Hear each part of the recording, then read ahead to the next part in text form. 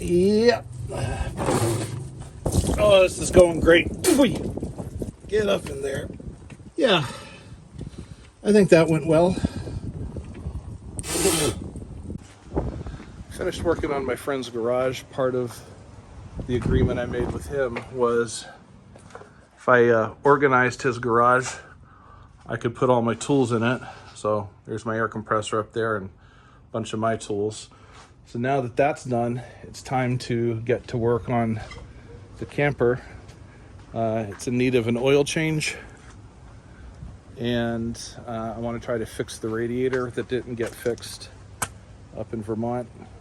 So I brought all my tools, so I'm just going to go ahead and unload and get working on that.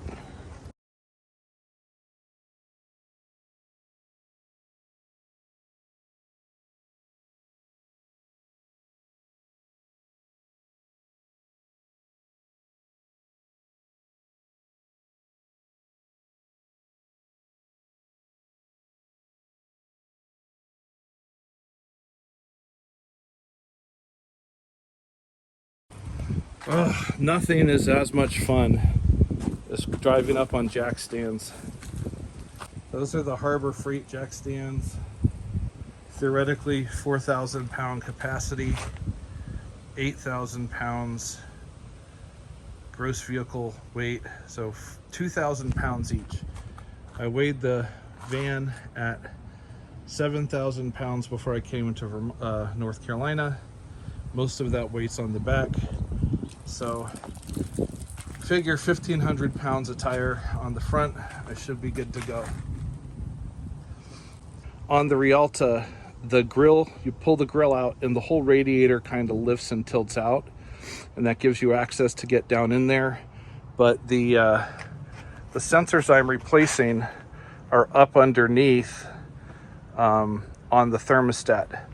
So one of the questions I have is, am I going to be able to replace the sensor without having to drain all the radiator fluid?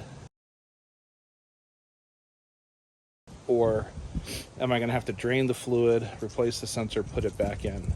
I don't want to have to drain the fluid. That seems like a huge pain in the ass. So we'll see. But I think I'll change the oil first after I let this cool down a couple of minutes. And then once the oil change is done, then we'll get to that. Oil and radiator to cool a little bit. I'm going to go ahead and try to take this part off. It's the first time I've ever done it. I've seen it on a couple of videos. So I am sure I'll find some way to fuck it up.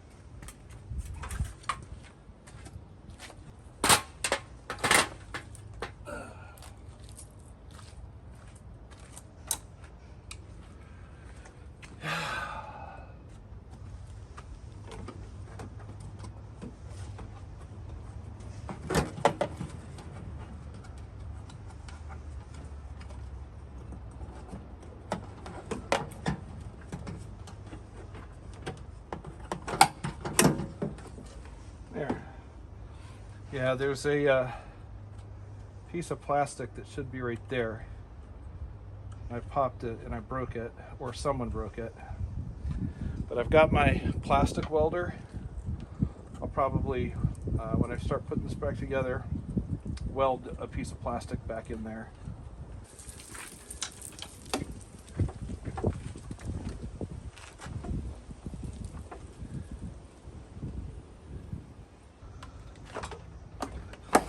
Yeah, on mine. So the other one actually had a couple of hinges that you would lift up and pull the whole thing out, and it gave you a lot of space. This one, it's kind of like the tailgate of a truck. It's just sitting on a knob. So while I can pull it back a little bit, honestly, that doesn't really give me a whole lot of space unless I want to lift it up and move it further out. I don't think that's what I want to do. So this really doesn't get me anything. I'm just going to put it all back together.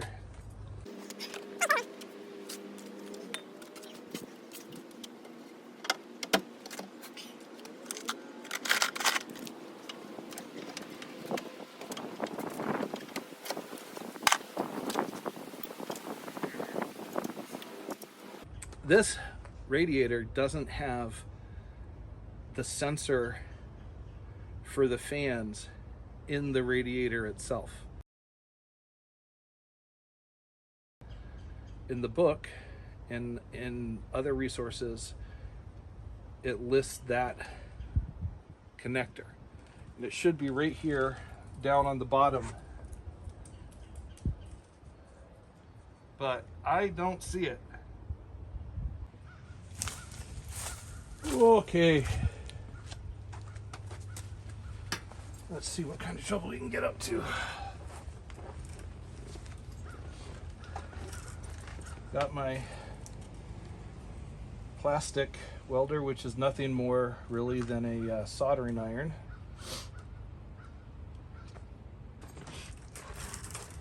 Let's see if this stuff melts.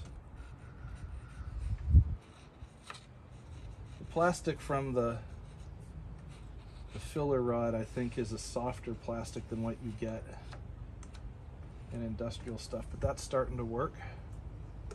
So I will just melt. I'm just going to try melting a piece right across there.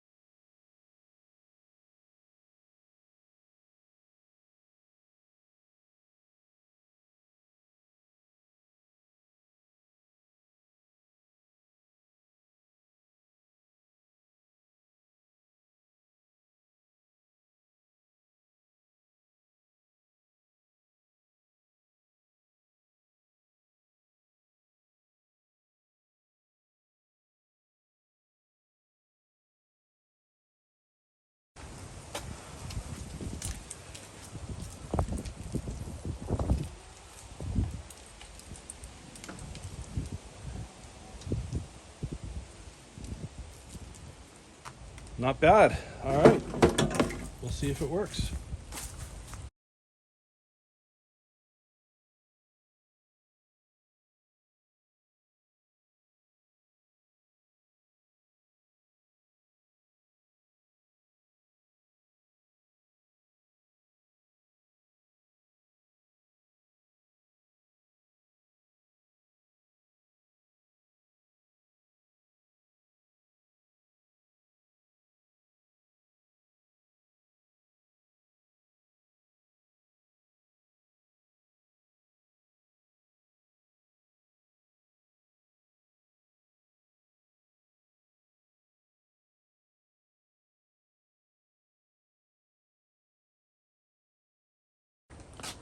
Live and learn. Now I know how to change the bulbs.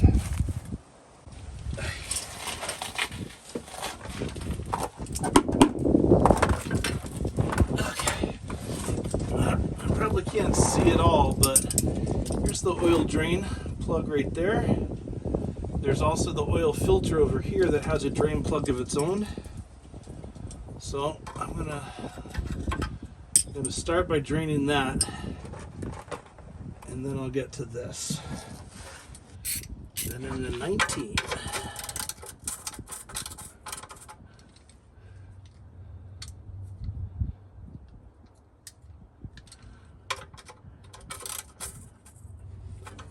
we go. Let's see if I can get this off without getting too much oil on my hands. 3, 2, 1, and there we go. Oops, shit, I forgot to put down the mat. Working at my buddy's house because I wanted to make a mess there instead of anywhere else.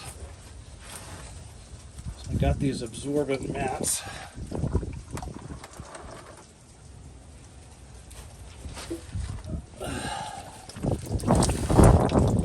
Whoa. Man, that's just like when I take a piss.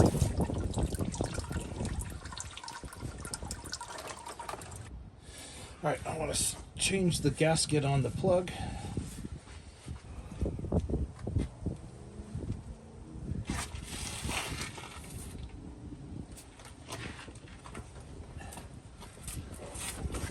Alright, that looks good.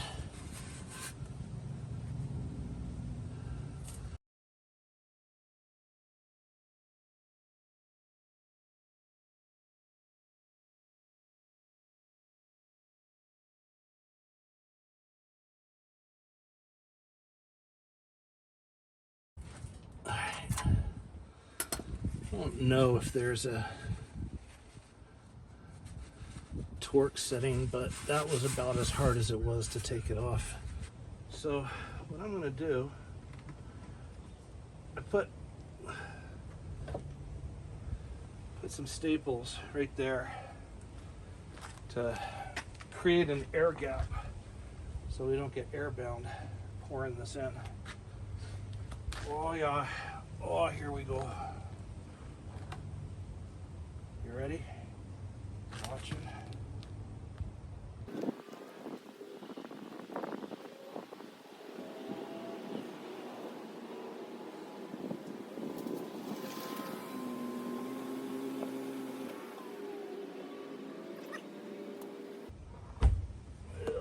My friend, his wife just drove up. I'm going to shut off. I don't care, kids. Oil filters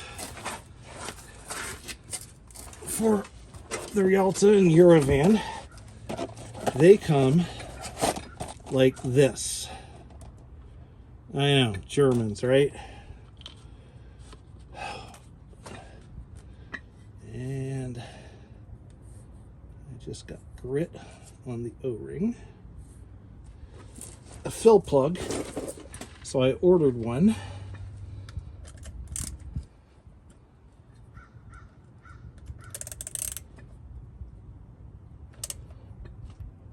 Oy!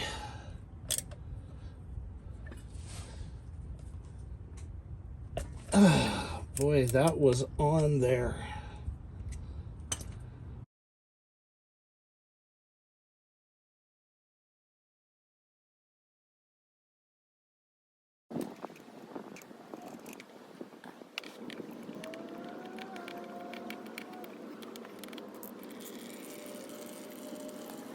Can't get my nut out, so I'm gonna have to go extract that while that drains. Now they do make a tool for this. I don't have it, so I'm gonna try a pipe wrench.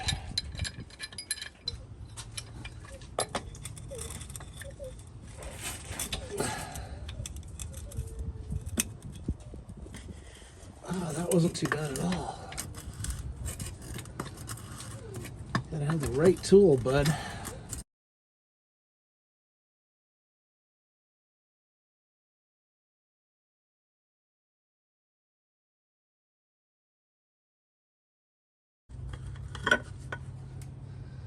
There you are.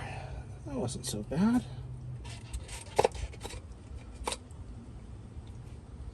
Just put that right in there. Put this one right on there. And I'll get my little pick and change the O-ring. We'll be on our way. All right, let's see. Got a little O-ring pick here. Take that right off.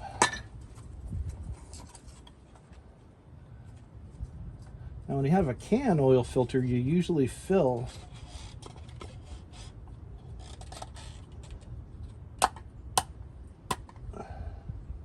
it.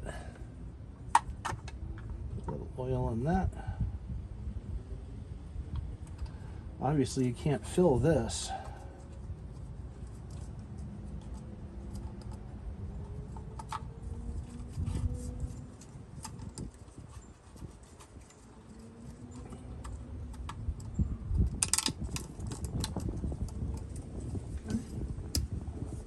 O-ring on, filter in place.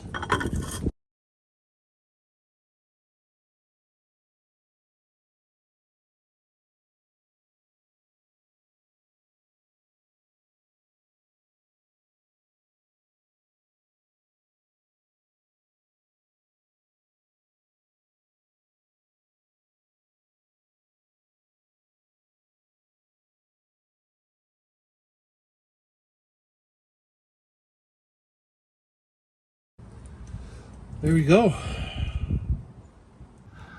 All right, I'm under the car, under the van, and I'm looking at that sensor right there.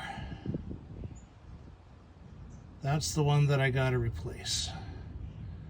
Okay, the green one. And it's got a,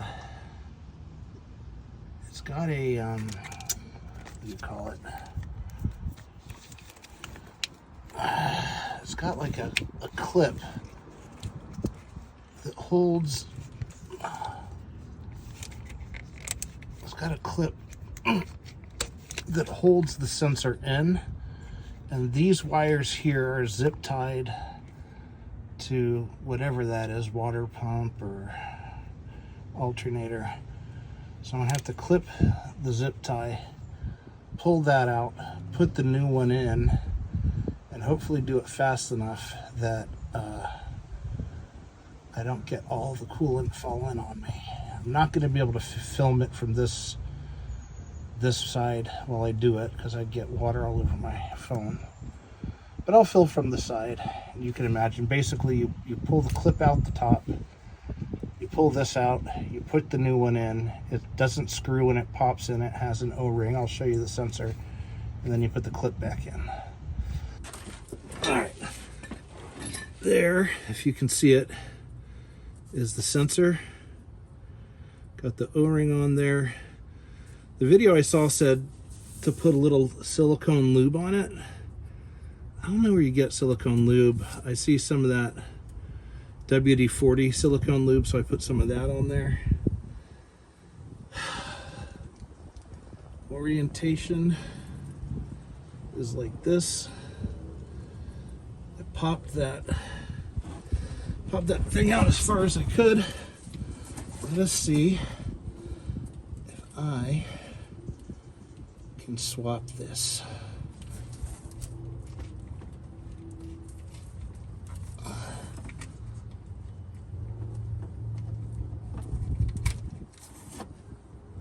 That one's metal. Yep. You know what I should have done? I should have released the pressure in the coolant system. Tastes great.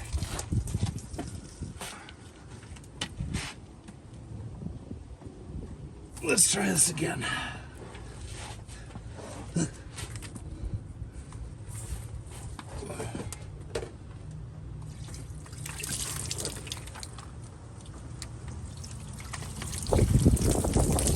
Oh, this is going great. Really, yeah, great. Get up in there.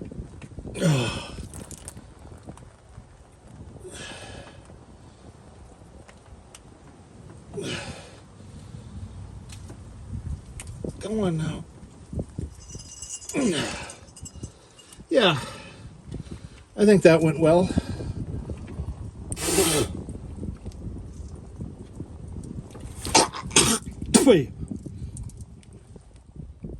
Phew. Swallowed some of that.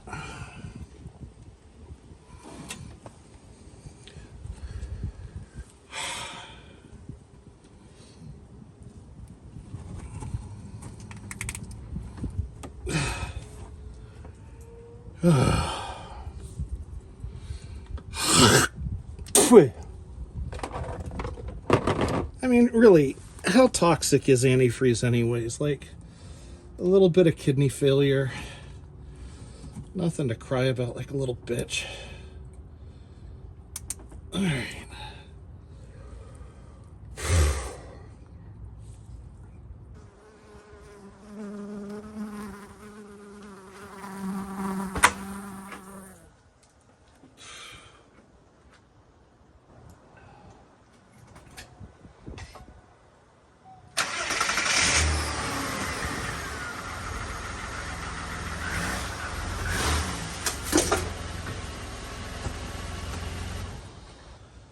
All right.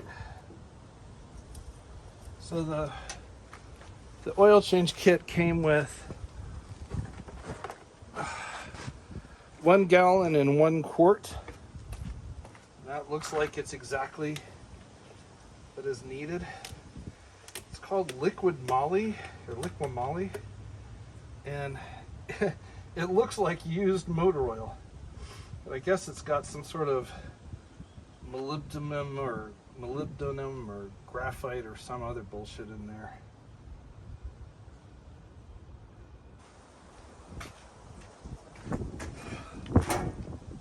Got my special antifreeze because Volkswagens are special. Everything about them special. Short bus special. I didn't put the whole cord in, so I got a little extra. I'll put this in the back.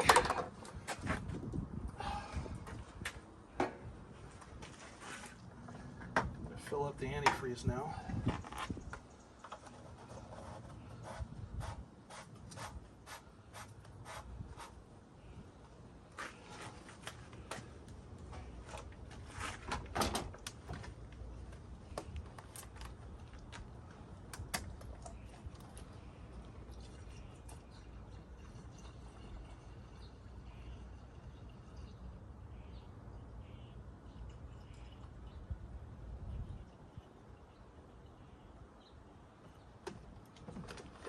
Right between min and max.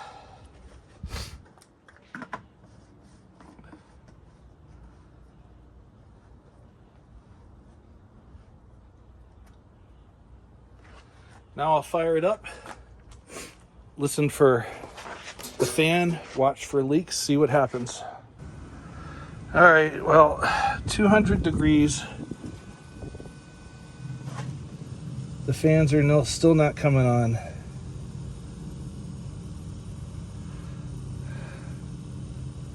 I have to look into it further, try to figure out why. All right, I found the problem with the fan.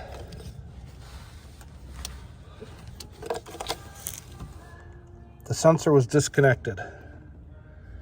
I thought it was missing, so I ordered one on eBay. The one I ordered came broken, which is nice. I always like buying pre-broken stuff. But the people who I had paid to fix my fan had neglected to determine that this was disconnected or to reconnect it. Yeah, that was money well spent. And just like that, the radiator fans work. All it was a loose plug.